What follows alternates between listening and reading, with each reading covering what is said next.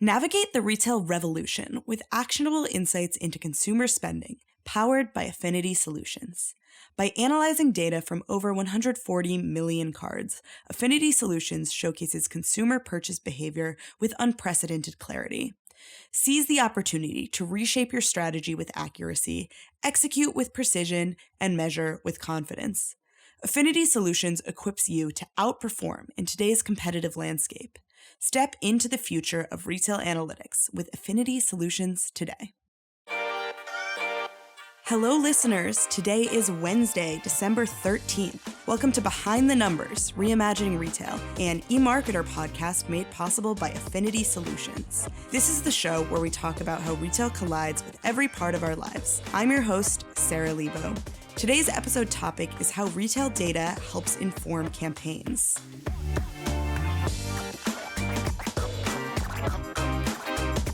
Let's meet today's guests. Joining me for today's episode, we have special guest, Chief Business and Marketing Officer at Affinity Solutions, Damian Garbaccio. Welcome to the pod, Damian. Thank you. I appreciate you having me. Appreciate you being here. And also joining us is podcast regular, analyst Arielle Feger. Hey, Arielle. Hi, happy to be a regular now. Yeah, I think this is your third or fourth. That makes you a regular. I want to say, yeah. Okay, let's get started with free sample.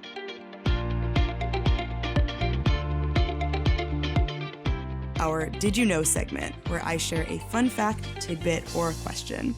Today, I am bombarding both of you with a little quiz.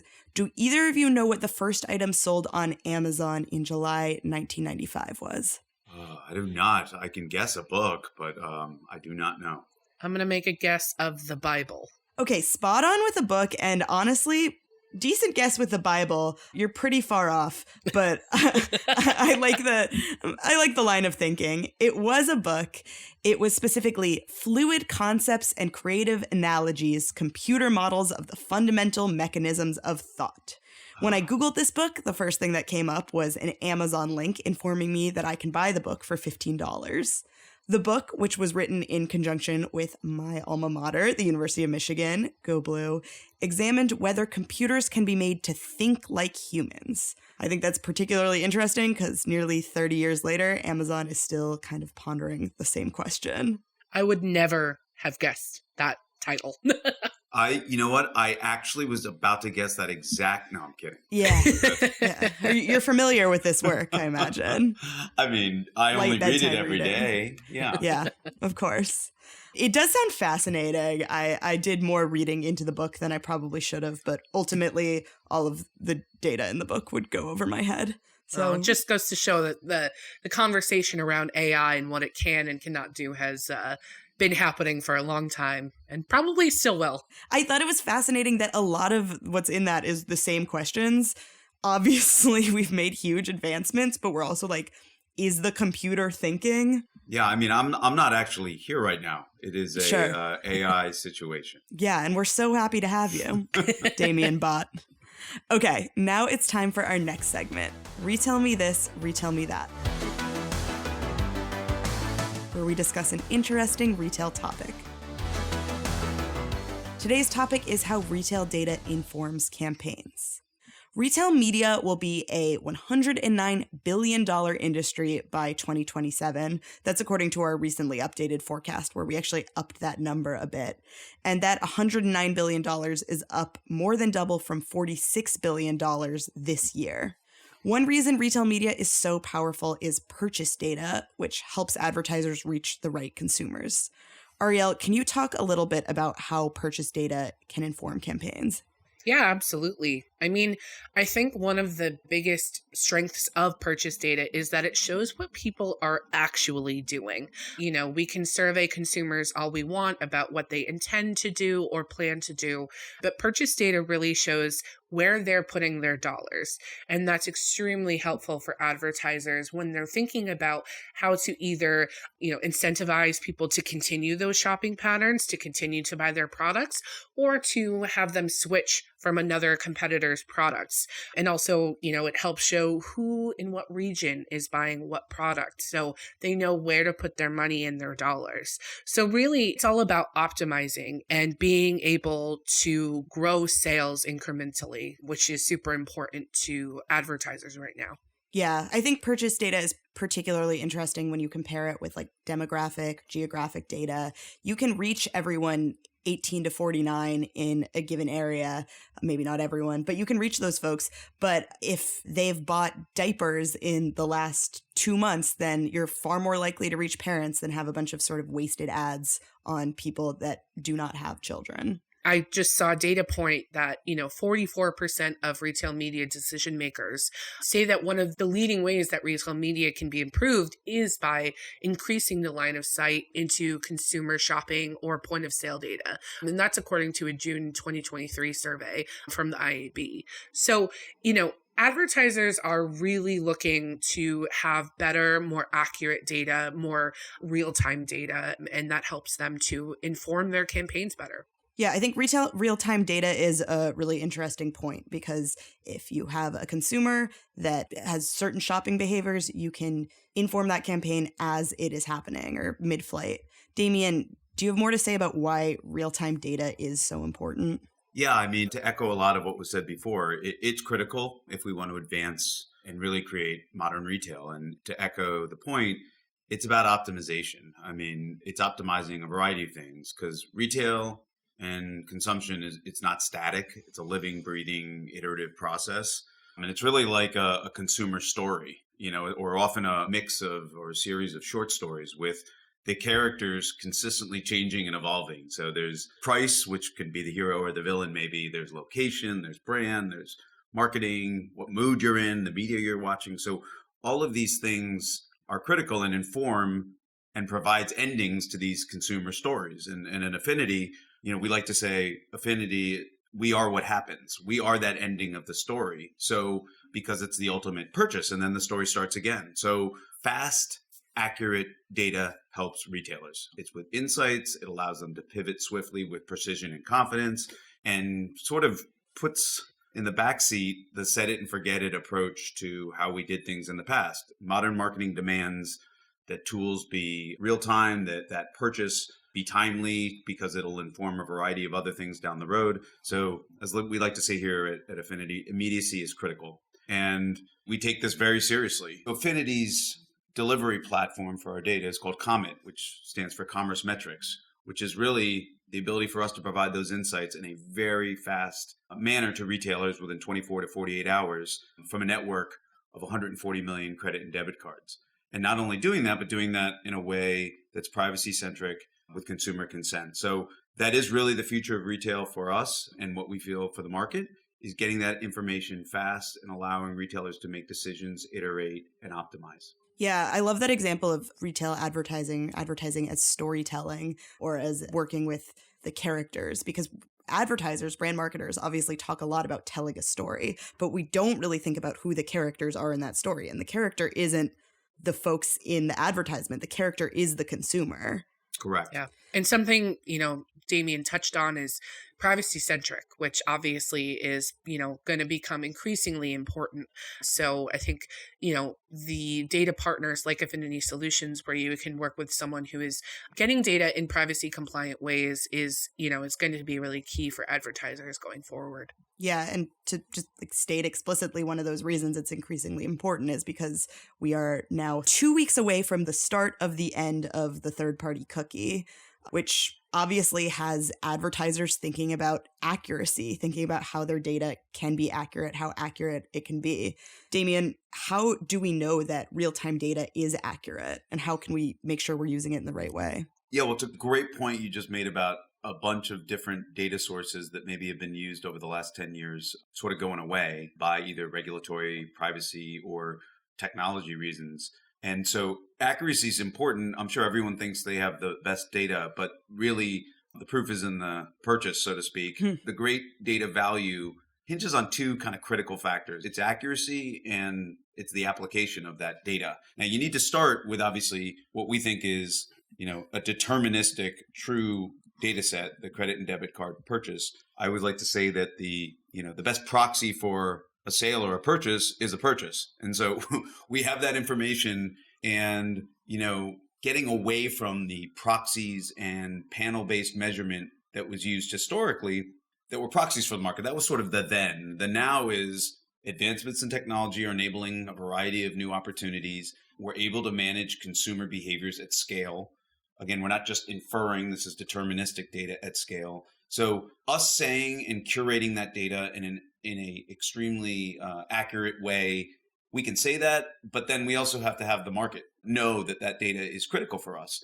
And Comet, as I mentioned, our platform consists of actual consumer transaction data. So it really provides a true reflection of the purchasing behavior and the reliability of our data. And we'll talk about in a little bit that the sources of sort of validation and verification in the space have anointed us for a lot of reasons as an extremely accurate pulse of retail today.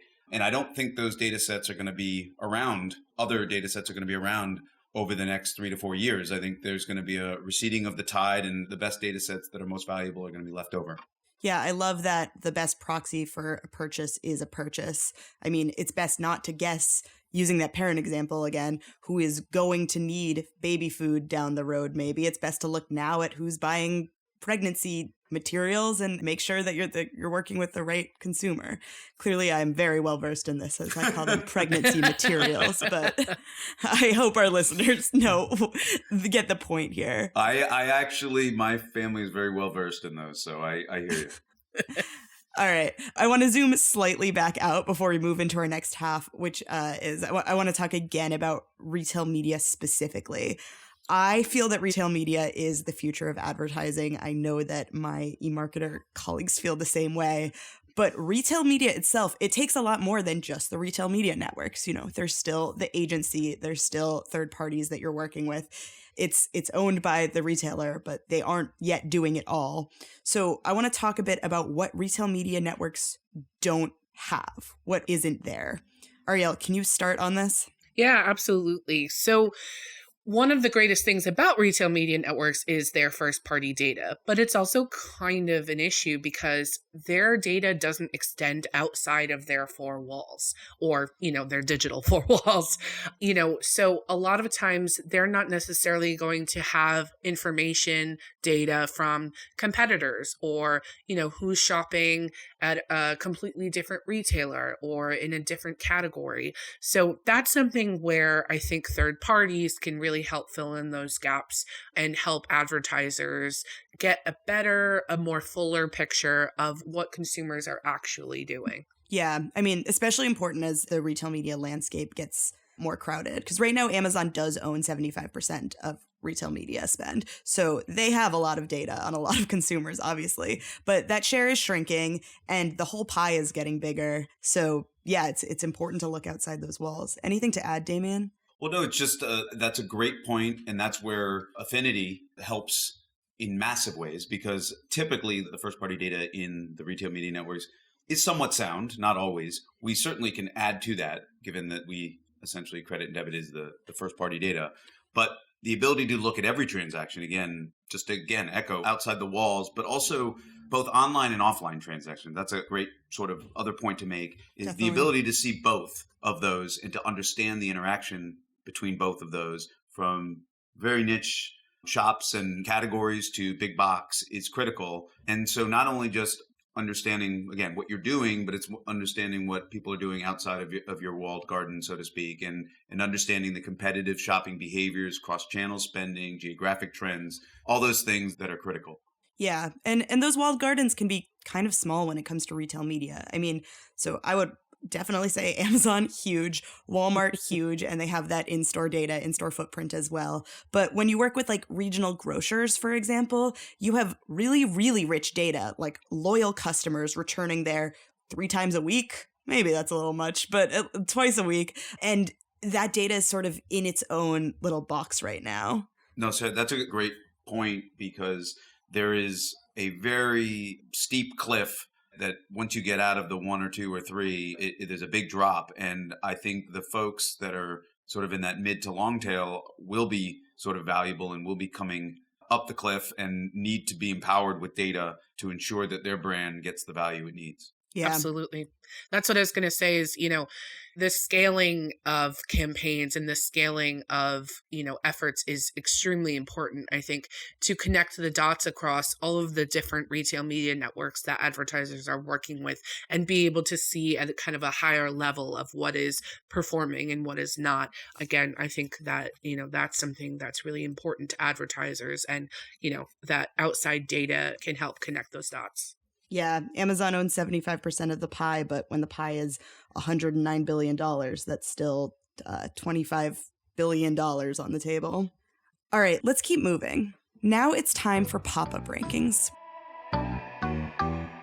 where we take a look at specific examples and we rank them. Today, Damian, Arielle, and I will each discuss something we consider to be one of the most exciting retail media tech advancements right now. Damian, I'm going to let you go first with what you consider to be an exciting advancement. Yes, well, thank you. And this may sound self-serving, and it is self-serving, but it's also a massive advancement for the retail industry. One thing that's very timely that I think is a massive advancement in retail is the CNBC NRF Retail Sales Monitor powered by Affinity Solutions. It's an announcement we made about a month ago. It is really geared towards reimagining the retail landscape and what has been used historically to be a pulse or a benchmark or a tracker for the retail industry. So together with the NRF and the Affinity data, we're able to make this amazing iterative living and breathing monitor that really captures with our consumer purchase data the health of retail with speed and depth and massive scale. And it's really a contrast to what has been used historically within retail, which is census data, which again is a snapshot on a monthly basis. So we're really excited about the partnership, not only with NRF, who's sort of anointing and validating and verifying the value of our consumer purchase data, but also allowing us to get that data in the hands of retailers to help inform their businesses and then use CNBC, which is a great partner, as a megaphone by which to not only talk about macroeconomic trends, but also to get the word out that there's a new valuable tool out there to help retail understand the market. Yeah, I mean, that makes a lot of sense. Our forecasts change several times a year, so I can't imagine how much more useful it is to have data that changes far more often than that about specific shoppers. Okay, Arielle, what is a retail media tech advancement that's on your radar right now? So I'm going to say, I feel like I'm always breaking the rules on these. This podcast exists to break the rules. I'm going to say something that's not tech, but has tech related advancements. I guess we'll say it that way. So I'm going to talk about measurement. And I think that, it's not a new topic. Measurement in retail media has been talked about for, the last couple of years. But I think kind of starting with, the IAB and the Media Rating Council introducing their guidelines back in September, there's kind of been a momentum around measurement and how retail media networks and advertisers can work together to kind of, understand performance across all different networks and channels. And so, there's been a few different emerging tech solutions that I've seen, including tools to help advertisers optimize their budgets across channels and networks, to also, tools that help measure viewability and invalid traffic, which is an increasing concern with advertisers. So there are definitely some tech advancements that are happening. And I think that it's really exciting because I think measurement is really going to unlock a lot of growth within retail media. I definitely agree with you. There is a lot of potential there. I am interested to see how the retailers play nice and work together to make it happen. Mm-hmm. Just to jump in there, great point, great value, great points, I should say, plural, and great value retail media networks. But that goes back to how can they improve their value and improve the accuracy and attribution that they play. That's a very one-to-one relationship. So if someone goes to a Target or to an Albertsons or to a Safeway and buys XYZ item, that's great. You can tie that back to retail media or media in general or a creative, but you don't know, did that person buy 5 of those things at a competitor? And so that when you start to bring those things together and have a data set that crosses and technology that crosses some of those boundaries, you're going to get more value out of your measurement and attribution. Absolutely. Yeah, I mean, that's a great point. If to bring it back to this parent example, if I'm Gerber and I know that someone bought baby food, I don't necessarily care that they bought baby food at Albertsons. I care that they bought baby food. And so obviously it's useful to me where to make that sale, but what's most important is making that sale. Yep. Sarah, do you have a recent tech excitement? Thank you for teeing me up, Arielle. I can't wait for this. I can't wait. Mine is the diversification of retail media ad types, which I think is really exciting. So like this is something that we talk about a lot, but retail media a couple years ago was all about search advertising, and it's still all about search advertising, but display ad spend is going to grow by 42% this year and then in the mid to high 20s the following years through our forecast. And what's happening there is a lot of different ad types, different offsite ad types, partnerships with CTV, partnerships with social media. And CTV in particular is exciting to me because we have partnerships across the board with Roku and with Walmart and with Amazon owning their own media channels. So I'm definitely interested in how ads become more shoppable. Walmart is doing something kind of cool with Roku where they are linking rom-coms and social commerce together in shoppable ads. We're seeing different hubs appear around the famed storied Roku City that have similar ads. And when I was watching Thanksgiving football, I saw a bunch of ads that were for places like DoorDash that were like, buy this item right now. So there's a lot of encouragement, a lot of urgency to get people to shop. And I'm really interested in what the creatives working within retail media have in store for us over the next 5 years. Absolutely. I agree. It's fun, I think, to see kind of retail media stretch its legs a little bit and kind of, find its stride where advertisers are experimenting and getting creative. And I'm really excited to see kind of what comes from these new formats and how consumers engage with them too. Yeah. I think fantastic examples. And I just think that there's a big area of improvement if you've, speaking of which, watch CTV and see the same ad 15 times in a row Absolutely. for something that, I don't know how many pickup trucks you plan to buy or how many Liberty Mutual insurance forms you need to fill out, but it can get better in a lot of areas, and creative certainly in ad formats is one. Well, Damian, we'll have to have you back on Behind the Numbers to talk about similar issues with CTV walled gardens. Oh, absolutely. Absolutely. All right. That is all we have time for today. So thank you so much for being here, Damian. Thank you very much for having me. It was awesome. And thank you, Arielle. Thank you. Had a great time. Please give us a rating and review wherever you listen to podcasts, and follow us on Instagram at Insider Intelligence. Thank you to our listeners and to Victoria, who edits the podcast. We'll be back next Wednesday with another episode of Reimagining Retail, an e-marketer podcast made possible by Affinity Solutions. And tomorrow, join Marcus for another episode of the Behind the Numbers Daily.